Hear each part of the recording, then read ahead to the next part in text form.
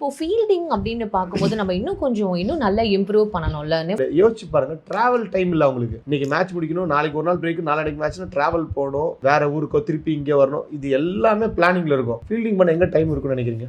Attitude வேற ma'am. நம்ம எல்லாமே ஆட்டிடியூட் தப்பா எடுத்துட்டு இருக்கோம் மேம். ஆட்டிடியூட்னா என்னன்னா, என்ன பொறுத்த வரைக்கும் fight till the end irrespective of results. So ஆட்டிடியூடை வந்து நம்ம தப்பாக எடுத்துக்க வேணாம். ஆட்டிடியூட் இல்லாத ஒரு மனுஷனால எதுவுமே பண்ண முடியாது. அதை நம்ம எப்படி எடுத்துக்கிறோன்னு இருக்கு. இப்போ நீங்கள் சொல்கிற விஷயம் என்னென்னா, அக்செப்டன்ஸ் இல்லை. நம்ம ஒரு டீமு, பெரிய டீமு, புதுசாக ஒருத்தன் வரான், அந்த பையன் நம்மளை இப்படி அடிக்கிறான்னா நம்ம எப்படி அக்செப்ட் பண்ணிக்க முடியும்?